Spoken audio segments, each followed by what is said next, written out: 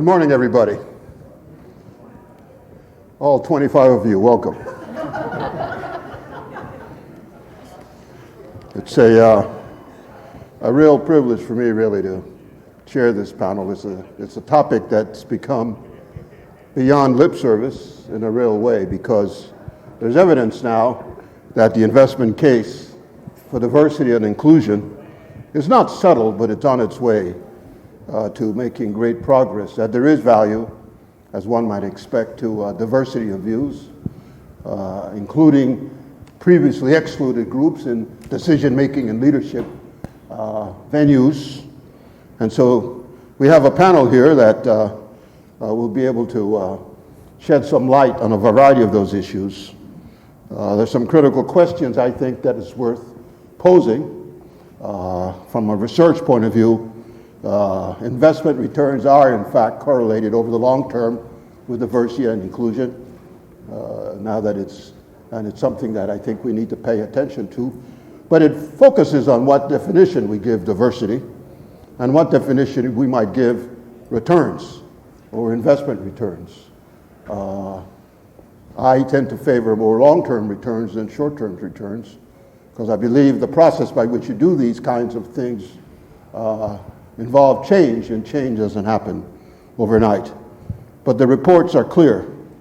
So we're going to talk a little bit about what do we mean about these issues with this panel, put some light on diversity, gender, ethnicity.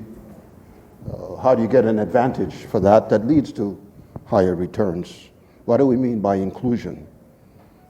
Where are we then in thinking about all of those issues in America's great corporations, and really the advantages of growing companies have in building diversity right away as part of the foundation they play in building out culture. So with that overview, being a professor, you have to be sure I don't talk more than 5 minutes at a burst. I'm paying close attention to that. I've got 17 seconds more before I turn it over to the panel. I'm just going to quickly introduce him. On my immediate left is Amy Philbrook, who heads diversity and inclusion at Chegg, right? I'm Fidelity. That's right. My notes were deceiving me what I knew. Excuse me. Yeah. Esther Lem over there is the Chief Marketing Officer at Chegg. Just wave your hand so people know who you are. And on the far left of her is Marius, Istrate, Chief People Officer at UiPath, which is an interesting company in itself. And I want you to talk a bit of your background, as we talked about on our call. Joe Besecker, where are you? Right here. Right in the middle, President and CEO of Emerald Asset Management. And you could talk about how you won that recent award in Southern California. Thank you. Inclusion mattered, didn't it? It did? Okay, It that's did? enough. That's enough for now. And last but not least is Andy Rosen, who's the Chairman and CEO of Kaplan. So to kind of pick things off here, why don't we start with you? Okay. I'm ready, Professor. Thank you, Amy. Please. So what do you think about these issues of diversity and inclusion, and what's your advice, given your role at Fidelity Investments and how you want to think about all of this? Are we really beyond lip service? I think we should be. I think in a lot of cases we are, and in a lot of cases we're not. And there are a few things that I think about. So I'm relatively new to this space, but I've been in the asset management investment industry for going on 24 years. Here's how I think about it. I have to keep things simple. So the business case has been around for 2 or 3 decades. I don't think there's anybody out there who really doesn't understand that your returns, your profitability, your operating efficiency are better off when you have a more diverse representation in your workforce. And so why are we still talking about it? And why are we still telling ourselves that this is really hard and intractable and it's going to take a long time to solve? When I talk to business leaders and I talk about there is a strategic risk and a strategic growth opportunity right in front of you with clear data supporting it, There's no other category of that type of opportunity that I could talk about where business leaders would say, yeah, I'm going to let that incrementally improve over the next couple of decades. And I'm going to hope that the millennials and Gen Z entering the workforce, they're going to solve that by the time they rise into leadership. Like, I can't think of another business challenge that presents tremendous risk and tremendous strategic growth opportunity where we would be content with that.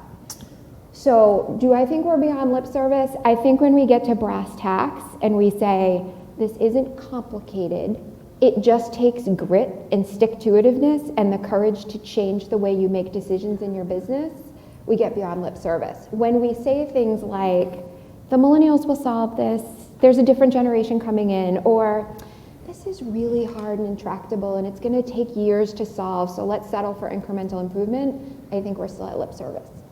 Well, that's a powerful set of words. Grit, the power to change. Don't leave it to the millennials. I like the way you were thinking.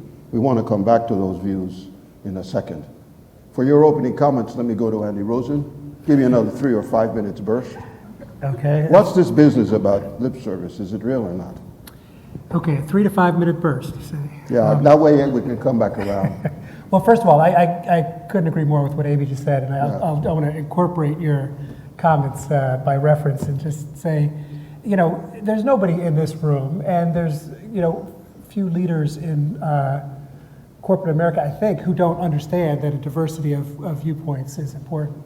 We're here at an education conference where actually the investment case for many of the businesses that are here is based on diversity. And let me just give you an example. I'll give you an example that I know best, which is Kaplan. I mean, Kaplan was founded 80 years ago by Stanley Kaplan, who graduated at the top of his class at City College, but couldn't get into medical school because, you know, schools were not taking ethnic, Jewish kids from City College into medical school at the time. So when he came upon the SAT, which was an attempt to change the way people get admitted to premier universities from pedigree, you know, what school you went to, what family you were from, how much wealth you had, to merit.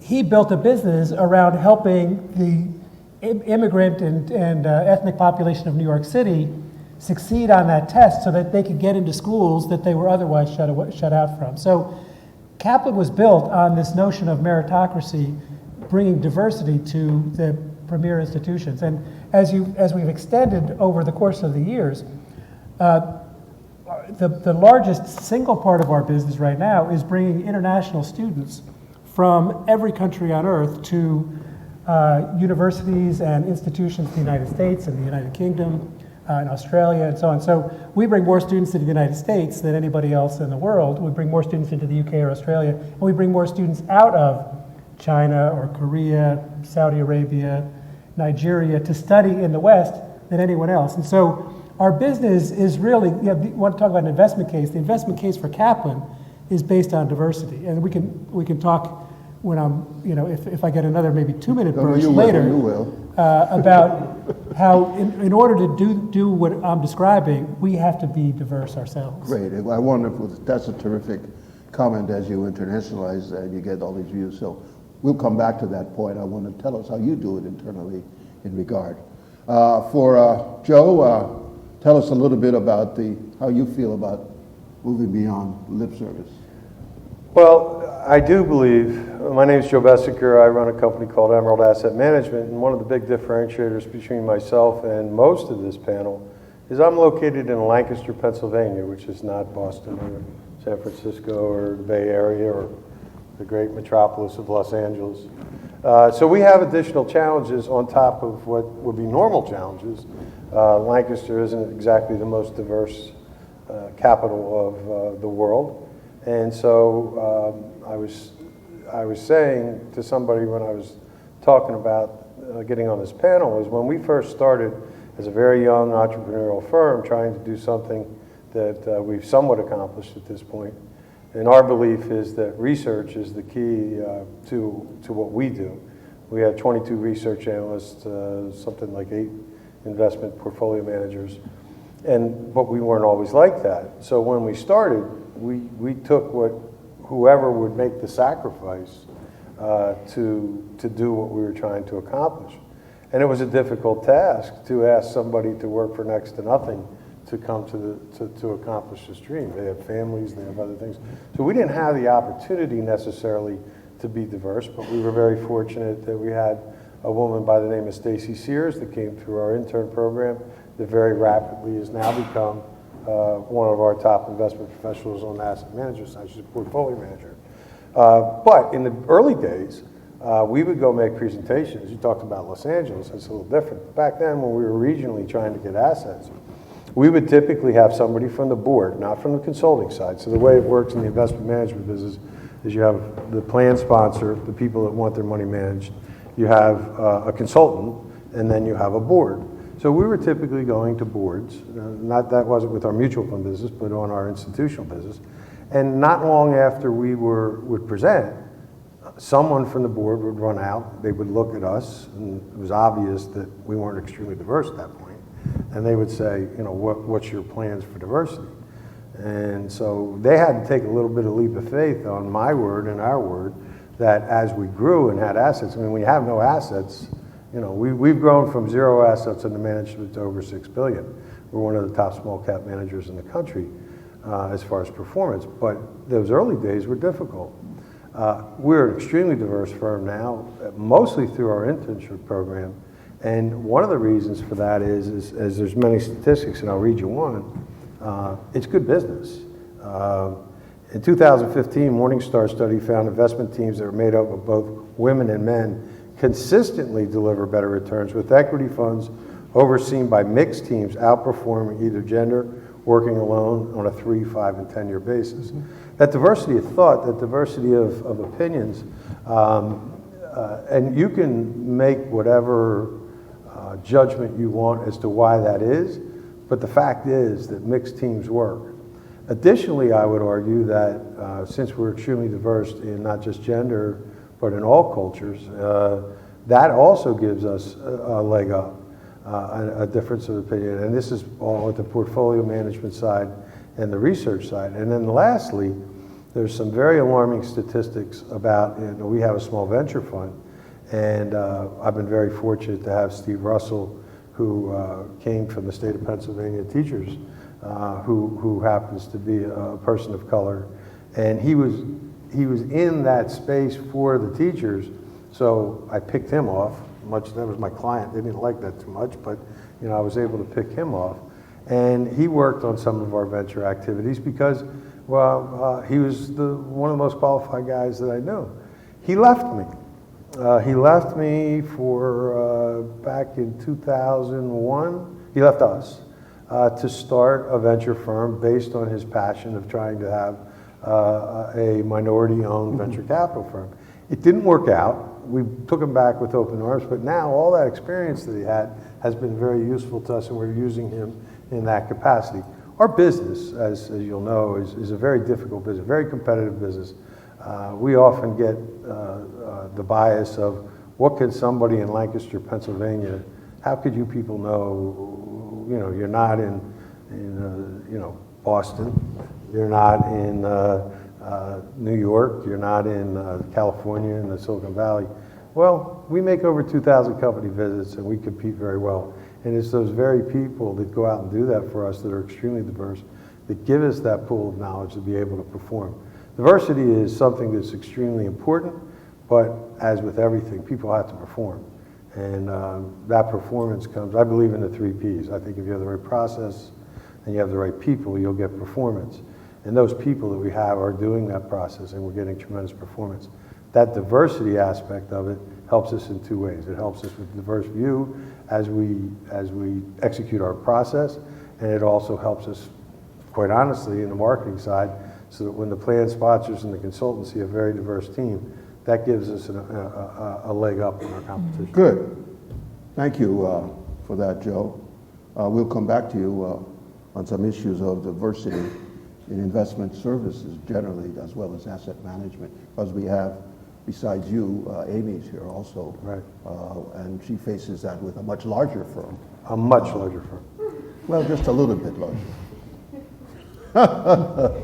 Okay, we'll leave that right there. Esther, tell us a little bit about your view of, is it lip service, is it not? Are we beyond lip services? Are some of the statistics that Joe has suggested and the relationship, the business case is settled? What do you think? Yeah, so I agree that we're not where we need to be, but a little bit about Chegg. We're a student-focused, so direct-to-consumer digital platform that provides learning services for students, primarily college students and high school students. I agree with a lot of what Joe just said. There's a lot of evidence that says that the ROI is there. Of course, businesses will fare better if they have diverse teams and diverse workforce. But there's also a lot that we're learning about how teams work together and how effective and productive and much stronger they are when they are diverse. Our constituent is the student. It turns over every 4 to 6 years. I get a new crop of freshmen in every single year. We need to, especially in marketing, we need to solve problems. We need to be innovative. We need to be creative. We need to understand our consumer, our users, and we need to be able to get ahead of the curve, see what's coming, see around the corner, because they are leading indicators for the people that are growing up, the audience that's coming next. To just bring to life some of the differences between when you were in college and certainly when I was in college, but what's going on right now. First of all, the average age is now 26. It was 24 a couple of years ago. A quarter of them have children. They're going to school. They're graduating in 6 years with a 4-year degree. 80% of them went to college to get a better job. Only 44% of them are going to come out with a job, but they're going to have a lot of debt. So that's the student profile. But if you really look at what they're all about, this is a group of people that are stressed in so many ways. They grew up, the class of 2020 grew up the same year Google was born. What does that mean? They're not Gen Z, they're not millennials, they are an on-demand generation. They want everything now. They grew up with Uber, Netflix, Spotify, YouTube, Venmo. 15% have ever written a check. When you ask them about whether they handed in a written assignment in the past year, 75% of college students said that they have never handed in a handwritten assignment. In high school, 94% have never written a handwritten assignment. All right? The single most popular device that they're on now is the phone. We all know that. They're checking it 150 times a day. Some of you may relate to that. They're writing papers on their phone. This is their life now. Interestingly enough, when you take a look at the sleep habits of our stressed out students, almost 40% of them say they can't sleep because they have to scroll through their social media on their phone. That is only second to the 41% that said they can't sleep because of schoolwork.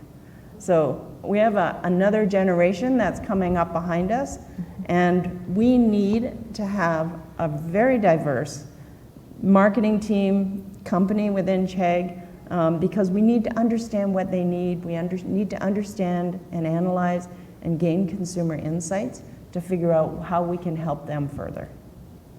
Thank you for that, Esther. I hope to come back to you to talk a little bit more about this just demand generation that we live in and what that means for the ways in which we go about building a diverse workforce, yeah, and how you wrestle with that problem. Mm-hmm. For a slightly different perspective, I'm going to turn to Marius Istrate from UiPath. Tell us a little bit about how you think about this issue and maybe color it with some of how you got to it. Well, we didn't think much about this issue, I have to be honest, until very recently. And the reason why I am on this panel is that our company UiPath got some acknowledgement, some nods from publications in the United States for being one of the best tech companies in terms of diversity, one of the best companies to work for. I'm based out of Bucharest, Romania, so I bring the European flavor, I think, to the group today. We did not ask ourselves this question because it was a by default setting for building a global company. You cannot build a global company out of a very small country without this default settings. Now, obviously, there are some struggles around inclusion and how do we make everyone's opinion matter and how do we create a psychologically safe environment where everyone across the globe brings their whole self to work. It's particularly difficult when you're present in 42 countries like we are, with an equal footprint across the 3 regions, so the Americas, EMEA, and Asia Pacific. But I started researching this subject more in depth, not just in preparation for this conference, but over the last, let's say, approximately 7-8 months, to understand why there is a difference in perception and why it is still an issue here in the United States and why we are still having these debates. And I'd like to quote a report from the World Bank that was released just end of February of this year. It's called Business, Women and Law, and it studies the impact of reforms over the past 10 years across the globe to kind of close the gender pay gap in the workplace. And funnily enough, you're going to find all European countries above the United States in this ranking, all of them, including Albania, Moldova, which are the poorest European countries, Kosovo, Serbia, Croatia, that have been in a conflict situation, in a war situation in the last 30 years, are above the United States. Kenya has the same ranking as the United States. And the reason why that is that the legal framework has not evolved sufficiently fast. This is the perception of the evaluation of the World Bank of the situation. So I've asked myself, is there something in the legal framework of European countries that has allowed for this to happen, for us to start with a default setting for diversity? And yes, there is. And for a while, to be completely transparent and honest, especially in former communist countries in Europe, it was just lip service. Politicians and people who wrote those laws did not believe in them.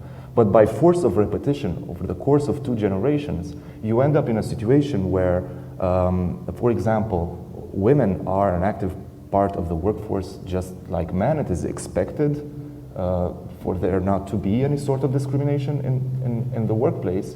And yeah, it's a mechanism, it's a reflex that is created just by force of repetition. And if there is anything in the US that can be done similarly maybe to what was done in France, Sweden, or Denmark, by the way, these 3 countries alongside Belgium, Luxembourg, and Latvia lead the way with 100% in terms of ranking, right? They are number 1 because their legal framework does not allow for any discrimination from this point of view. If it helps to take out people's photos and age off the CVs when you do the sourcing and the evaluation of your candidates, then why not do it? It's just mechanics, right? It's just systems. We use our own technology because we are in robotic process automation and artificial intelligence to check for the fairness of the pay, of the base pay that we offer to people that we hire, right? As simple as that. It's something that a human would probably do in an analysis of 1.5 to 2 hours for each person. We do that using technology, and it's a great, just simple mechanism to check for that. Very good, very good. There are a couple of issues that this panel seems to agree upon clearly, that why are we still talking about this, particularly in the United States? And with the last comment, the European countries are far advanced on this issue. Many professionals, whether it's doctors or dentists in European countries, are women, for example. And while the business part may be men, the governance now is increasingly women in European countries. Boards of directors, the rules are that they have to be a majority of women on the board. And we are basically struggling here in the United States to have 10, 12% of women on the board. Forget about a majority in that regard. So there are these issues, and I'd like for the panel now to maybe turn to the extent that there's this Liberating channel, and we're still talking about it. How should we begin to think of coming to a solution that is, let's say, more comparable to where the Europeans might be, as an example? And then talk about the whole issue of how does the regulatory framework or compliance, what role does that play in establishing, if you will, the context upon which diversity can happen a lot quicker? Amy, can I start all over with you again? Yeah, you can. So, so let me just set some context for folks in the room who aren't familiar with Fidelity Investments. So we have about 45,000 employees. About 1,000 of them manage money. So I'm going to leave the asset management investment expertise of this to Joe. If you're part of our firm, you might be one of 10,000 technologists. We think of ourselves as a digital company that happens to be in the financial services industry. And what our 45,000 people do is, you know, we focus on solving financial problems and creating opportunities for people. Money really does three things, right? Money is fuel to do three things in life. It's to take care of yourself and the people you care about's basic needs. It's to protect you from something really bad, and it's to pursue things that give you pleasure and joy. That's what money's for. That's kind of like our scope is built around that. So just some context for the company. So that said, I wholeheartedly agree with what Marius said that, and this may sound cold, but it's not about changing hearts and minds. It's about forcing behavior changes. That over time, repetition of behavior change will maybe penetrate hearts and minds, maybe not, but it will deliver the outcomes that you're looking for. So I think regulatory pressure in this space is goodness. I think it's fuel for making the change and making change systemically and transparent accountability that we need to get to the place that these other countries are. You know, Europe is far ahead of us, not just on pay equity and board diversity, but other aspects of transparency and accountability on this topic. We look at the trends in Europe a lot to anticipate how the regulatory framework here is going to change. Maxine Waters and the subcommittee in the House around scrutiny of our industry when it comes to racial diversity and other aspects of diversity, while it may feel threatening in one aspect, it's about bringing that necessitated behavior change that will lead over time to the change in mindset and get us to that default setting. So I personally welcome it, and I think somebody in my position, you know, leading our diversity office, I'm not focused on programs that educate to win over hearts and minds. I'm focused on cold, hard process engineering that changes the outcomes we get that impact the bottom line. And so I feel like the regulator within inside my industry around, no, you don't have a choice on how you operate. You need to operate in default ways that are about inclusion in order to get the business outcomes and stay relevant. Excellent, excellent. Thank you very much for that. In full disclosure, I am associated with the investment operation, but on the investment chairman side. Just thought I'd throw that out there. Okay. But we try to live up to We're these in league things. together. Yes, we're in the same league. Andy?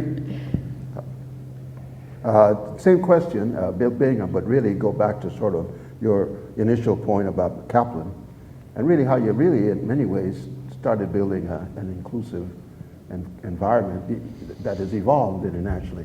How do you kind of do it internally? But keep in mind the focus here, these last couple of questions. Yeah, I mean, look,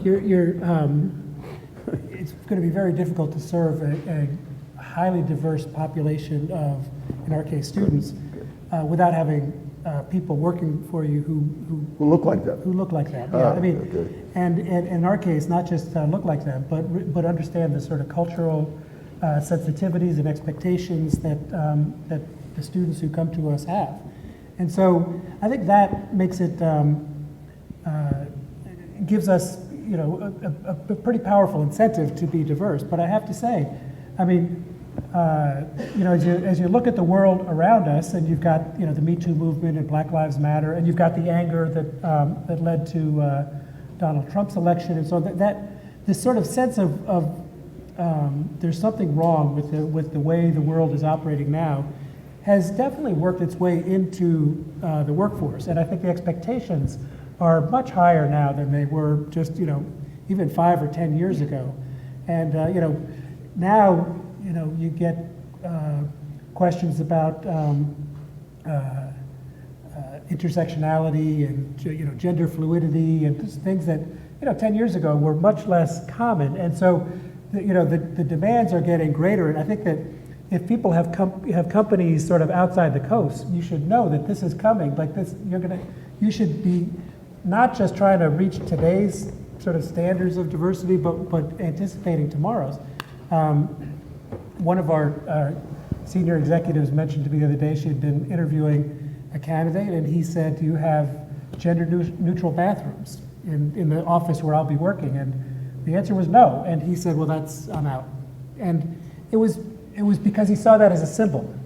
It wasn't, I don't know whether it was important in and of itself, but he said that's not a company that is sufficiently attuned to the kinds of issues that I care about. And that was a bit of a revelation. I mean, we do have gender-neutral bathrooms in some places, but not everywhere, and we don't assume that that's the case. And so I think, there's regulation, but over time, we talk about the, Gen Z and millennials, and so they are pushing. And if you want to hire people, it's going to become more and more difficult if you're not highly attuned to these issues. So I just want to clarify one thing, because I get a bit of I can be a little bit tone deaf on the millennial Gen Z issue. I completely agree that they're supercharging progress on this issue, and I value that. I just think when I hear leaders be content with letting the generational shift solve the problem, it's not enough.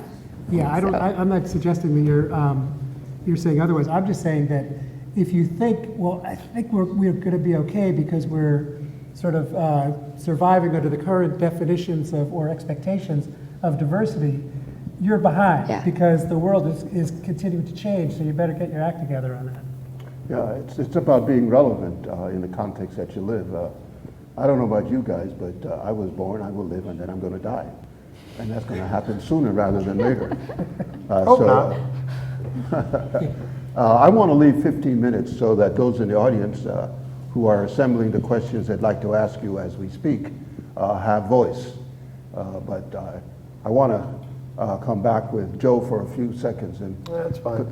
Talk to you about I think that the asset management side. Well, and I appreciate Amy giving me that opportunity, but it's a pretty, the way our business is going, where you have somebody like Amy, and at the SEC there's an office. We're not being mandated right now to be diverse, but we're very strongly encouraged. And it's easy for us to participate in that because it's good business for us. Yes. Right? If it wasn't good business, we would fight back. The one thing I did want to bring, and my colleague Terry Kraft is sitting in the audience, and if she knew what I was about ready to say, she'd yell no. One of the problems that I see, and we're being real nice here, is that the discussion, and you brought it up, so that's why I'm doing it. Whether it be Black Lives Matter, whether it be the Me Too movement, whether it be any of the things that exist, millennial or otherwise, we have a real problem in this country right now with discourse.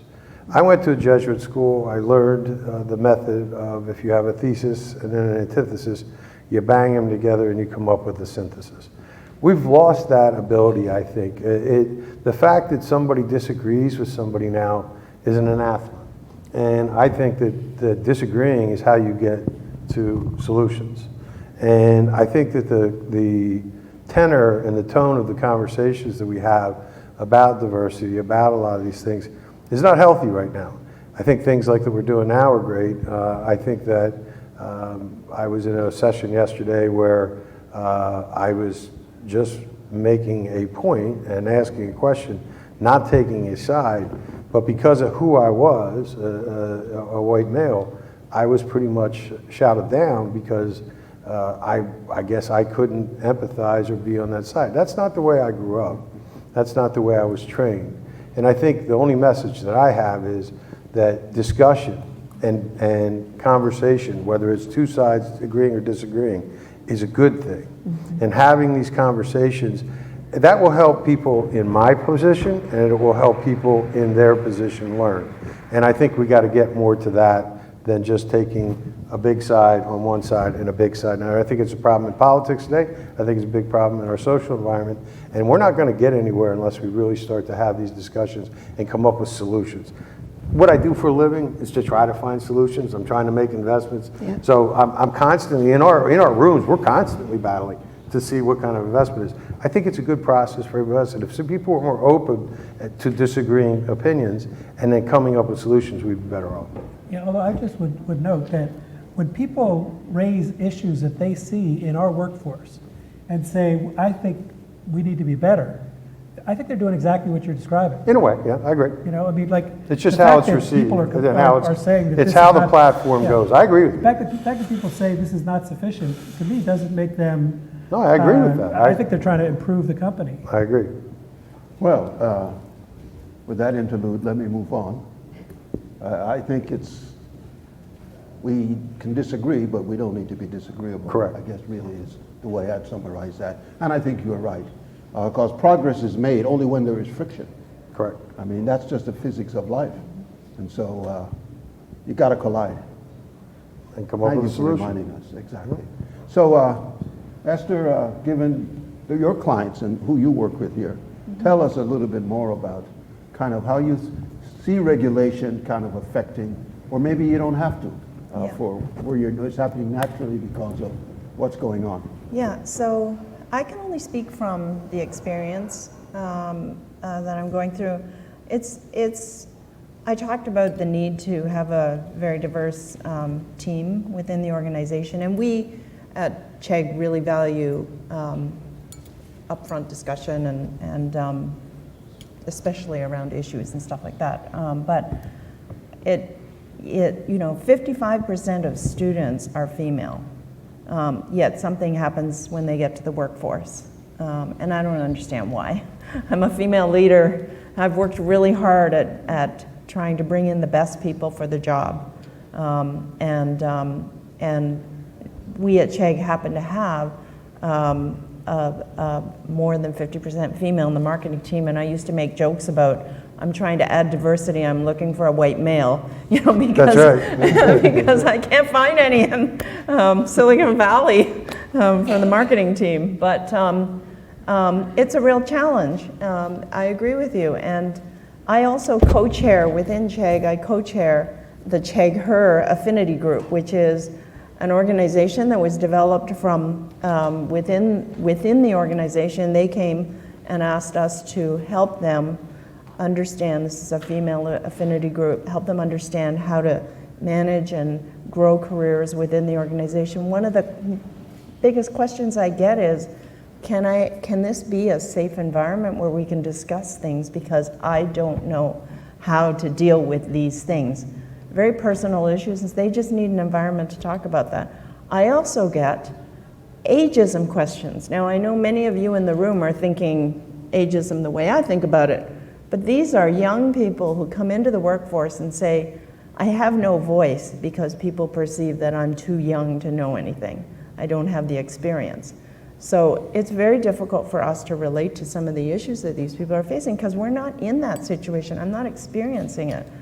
So it's important for us to have an environment where it is safe to raise these and have a cultural group that can support people in growing. I don't pretend to try to bring in a team that looks like my target audience. That's very, very difficult. We have to listen really carefully to the audience, so we bring in 40 to 50 interns every summer. We have students coming in our door and our focus groups every single week, and we reach out to them. We have a panel of 17,000 students that volunteer to give us their view on things, and that guides us because we don't pretend to know what's going on out there. Ageism now is not just about young people without voice, but it's about old people on retirement who can't support themselves anymore because of the changing situation. Or it's about rules of corporate directors having to be retired at the age of 72, where people are retiring at 65 and having to go to work at McDonald's. There are real issues here, in structural issues, that speak to a real point here, and this was going to be the last thing for anybody. I've got 3 minutes before I open it up. That has to deal with the question of great inequality in wealth increasingly in our society as a result primarily of the technology. We know what happened after the last recession, and if you were at the speech last night that Reed Hastings gave, but more importantly Amos gave in that regard, he talked about this inequality. So how does diversity fit into that as the last question for the panel to kick around a little bit? But I'm going to start with you because I kind of stopped right there So you can piggyback a little bit and then take us into this while I let everybody else think about that. Of course. First of all, I'd like to build on what Joe and That's okay. Esther just mentioned now. I don't necessarily believe that there's a need for Americans and for American society to start using the French culture of debate, which is thesis, antithesis, and kind of come up with a point. There's nothing wrong with the straightforward way of doing things in the United States, as long as we ask the question, why do you believe that? When somebody in the workforce comes up and says, I have a problem with this, and I don't necessarily know how to articulate it or explain it, but I have a problem with this, give them the ball. Whether they're a millennial or not, give them the ball and let them run with it. I don't know either. Why do you believe that? Let's try to understand it together. And you brought this up. Let's work together, but I'm going to give you the ball. I'm going to let you lead this initiative of trying to answer this question. So and that's a very straightforward thing to do. That's how we're going to define some internal initiatives and projects in our company. And that's what we do with the time that technology creates for our employees. This is what UiPath does. We essentially carve out pieces of time where employees can go and be creative and have initiatives that they wouldn't have had time for otherwise, because they were doing the tedious, repetitive tasks, right? Mm-hmm. That's what we do with that time. We go and we solve for these problems.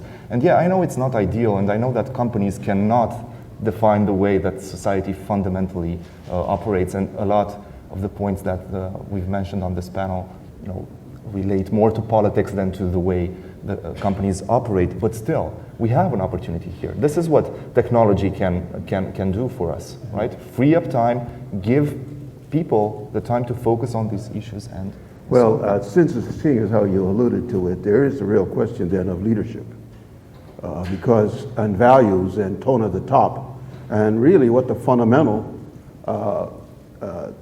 reasons we exist, say, as a company, to produce goods and services, but we do, though, we're on a mission, and we have certainly some kinds of values that we have to uphold. So maybe let me throw out the question of values as being part of all of this, and not necessarily leaving it to the big government to solve, but where do we as individuals, your notion of allowing individuals to have space and voice to do things, that's a leadership approach.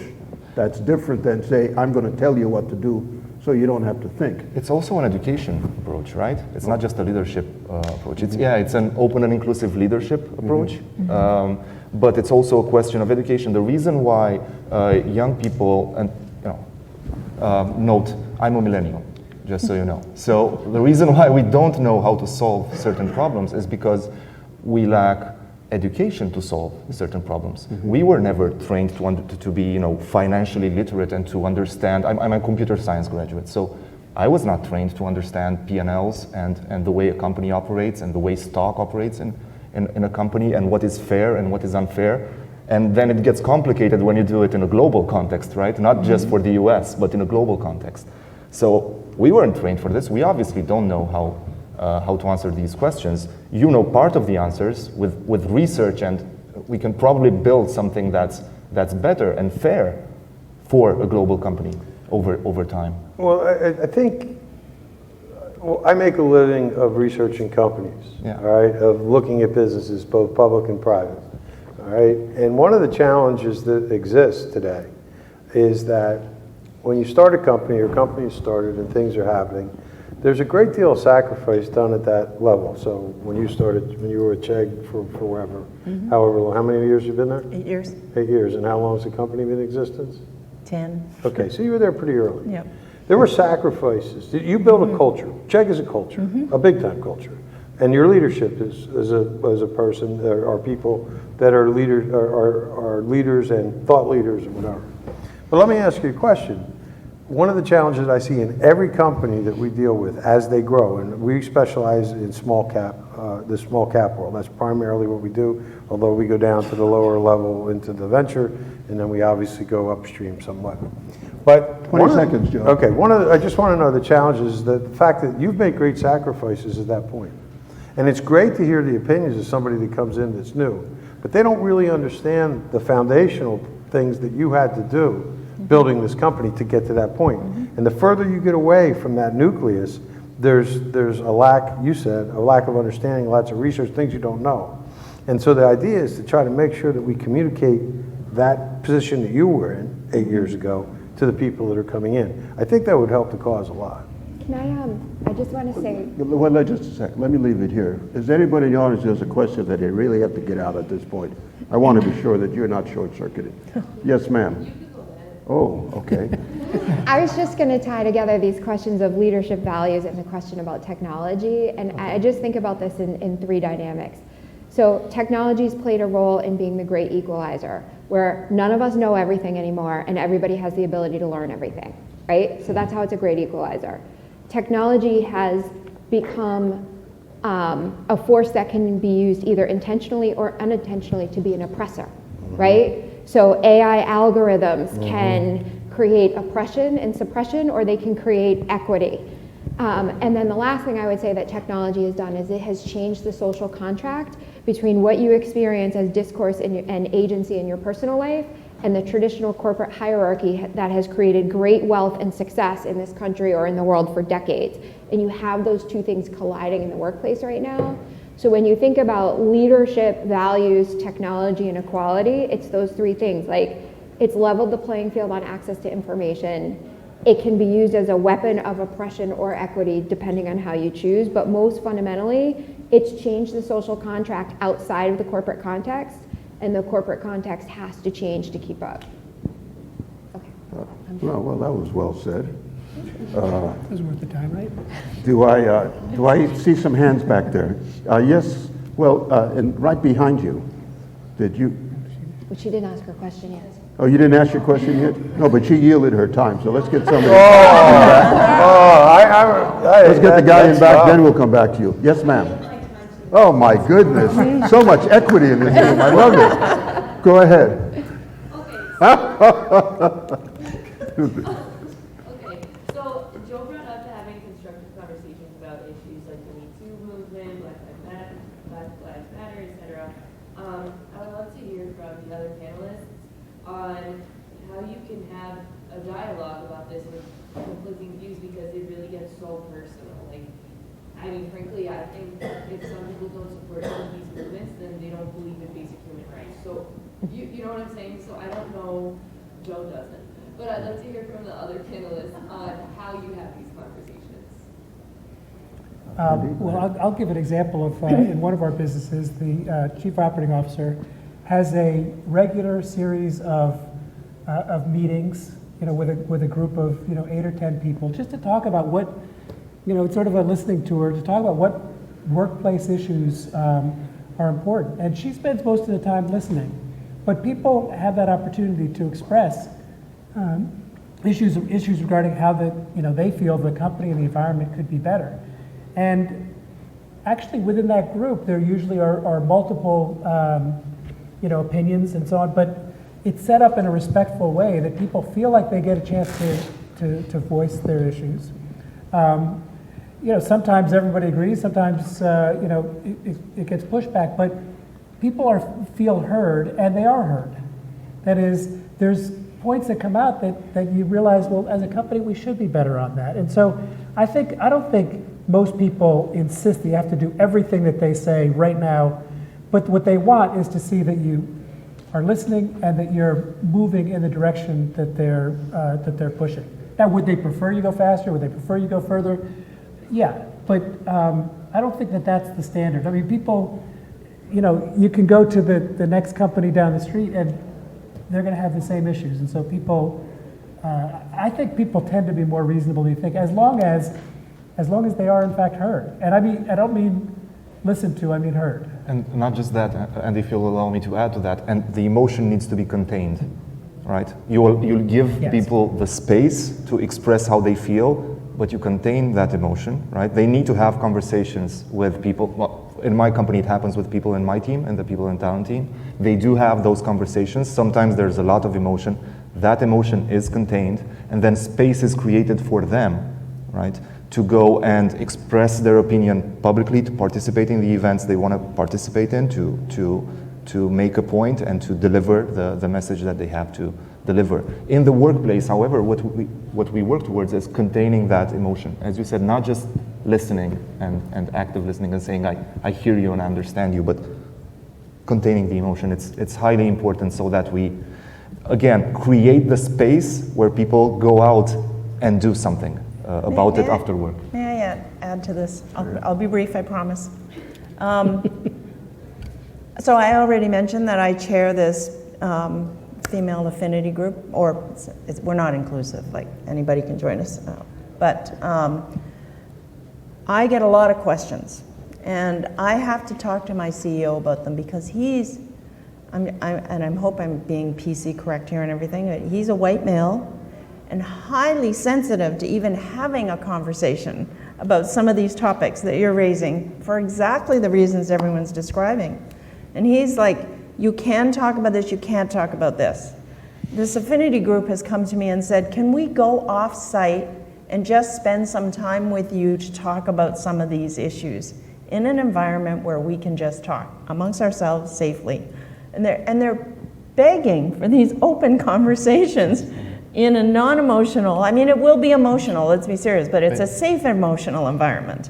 And they need some guidance. They need a voice of leadership or experience or some seasoning to help guide them through these conversations. Not that I have an answer, but they do need someone that is more than 24 that can help them, just be able to voice these concerns. So I raise it only because there's so much sensitivity. Like our CEO is super sensitive about this, trying to follow the rules of the law and do what's right.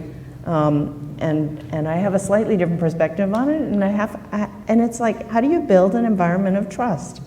A safe environment of trust where you can have these conversations. And CEOs are not trained psychologists, and it's okay for them not to be trained psychologists, but it comes in handy. One trained psychologist comes in handy in a situation like this. I mean, if you can find one in your organization or outside, bring an external one to help.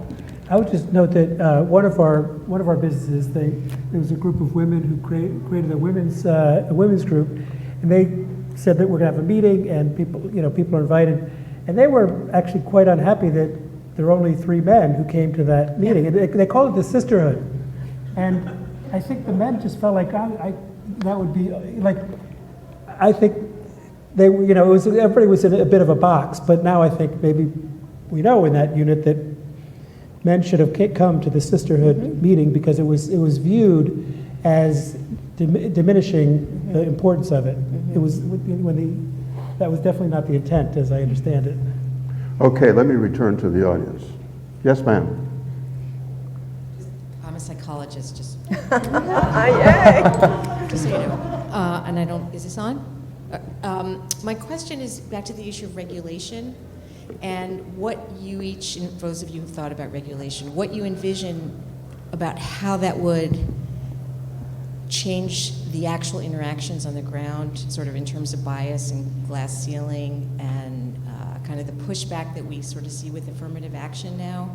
Sort of, when things are regulated, people haven't earned it, that line that people have. And so I just wondered your thoughts about implementing regulation and how it actually would work in the workplace. Yeah, so I understand all the risks and I understand all the sides of the argument around affirmative action, and the last thing we want to do is create a system that makes anyone feel tokenized.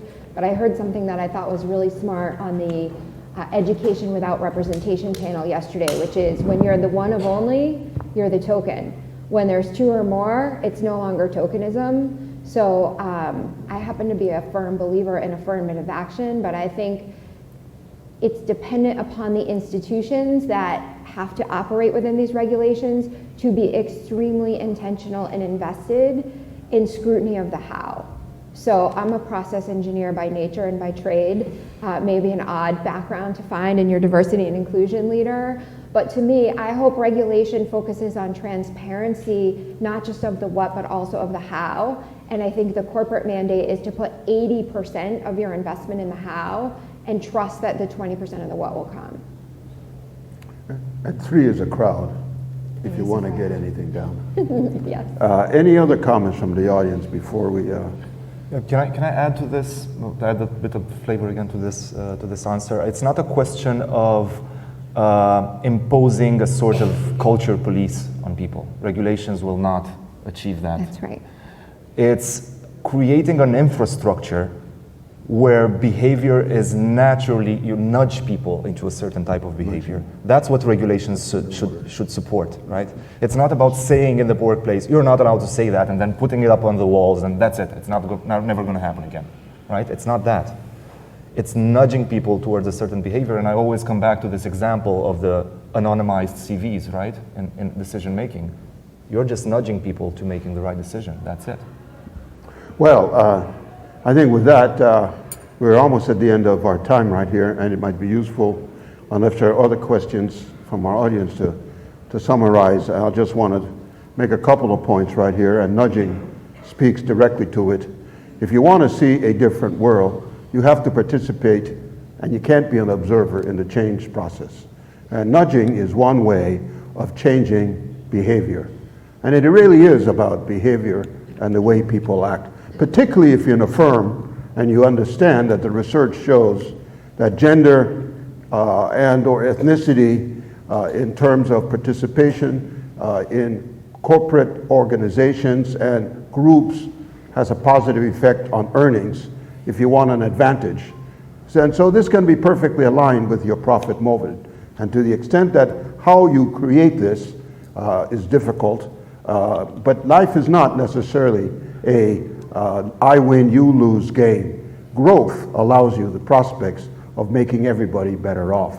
And it is leadership in the enterprise that makes the nudging possible. So with that, I suggest that you take the evidence to heart and go out and nudge your leadership, have an open conversation with them, use your voice, use your total presence, and you will make a difference. Thank you all for allowing us to share some comments with you.